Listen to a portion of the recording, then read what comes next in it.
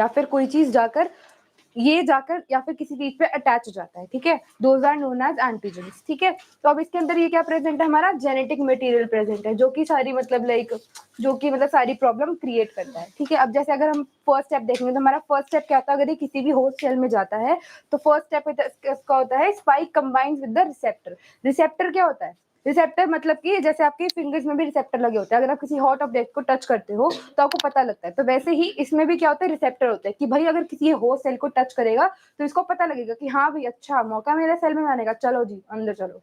तो ये जो स्पाइक्स है इस पे क्या लगे होते हैं, रिसेप्टर्स लगे होते हैं, ठीक है। तो ये क्या करते हैं, ये जो लेयर होती है होस्ट सेल की वो क्या करता है, इसको डिस्ट्रॉय करता है। यहाँ पर पहले ऐसे लेयर हुआ करती थी, है ना, अब ये जो सेल आ गया है वायरस का, इसकी वजह से क्या हो जाएगा, ये डिस्ट्रॉय हो गया। अब लेयर की बजाय क्या आ गया, ये हमारा ये वायरस वाला अंदर घुस गया। अब जब वायरस अंदर घुस गया तो स्टेप 2 क्या होगा, एंट्री होगी। Virus enters the cell and uncoating occurs. Uncoating का क्या मतलब है, कोट मैंने आपको बताया था कि कोटिंग जिम्मेदार नहीं होती है, मतलब वायरस को फैलाने के लिए कौन जिम्मेदार होता है, जेनेटिक मटेरियल, है ना। जेनेटिक मटेरियल में क्या हो सकता है, आरएनए भी हो सकता है और डीएनए भी हो सकता है। हमने यहाँ पर एग्जांपल लिया कि हम मान के चल रहे हैं कि ये हमारा क्या है, आरएनए है, ठीक है। तो ये जो इसके अंदर है ये क्या है, आरएनए। अब क्या होगा, अनकोडिंग होगी, मतलब प्रोटीन कोड क्या हो जाएगा, हट जाएगा, और सेकंड स्टेप में क्या क्या हो जाएगा, ये जो आपका डीएनए था या फिर आरएनए था वो आपका बाहर आ जाता है, ठीक है।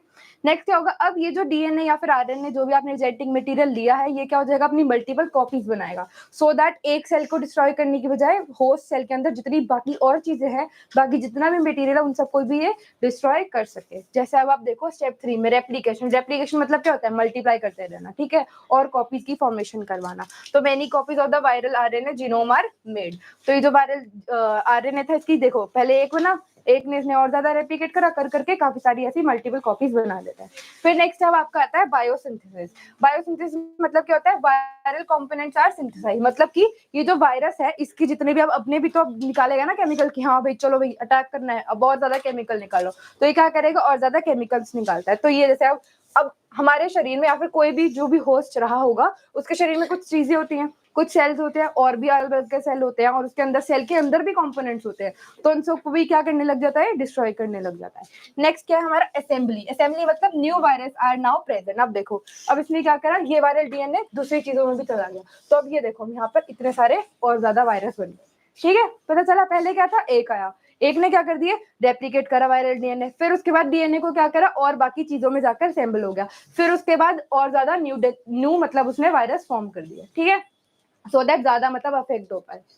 नेक्स्ट आपका लास्ट स्टेप क्या रहता है, budding virus requires an envelope and spikes.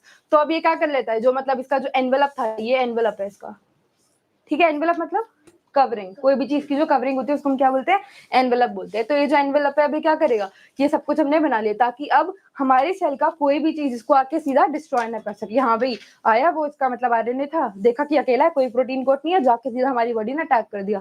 ऐसा ना हो इसीलिए वायरस क्या कर लेता है, अपने आसपास एक एनवेलप बना लेता है, ठीक है। और जो स्पाइक्स है ये क्या हो जाते हैं, यहाँ पर अटैच हो जाते हैं, फिर बडिंग होगी, ये हट जाएगा, फिर और वायरस वायरस वायरस तो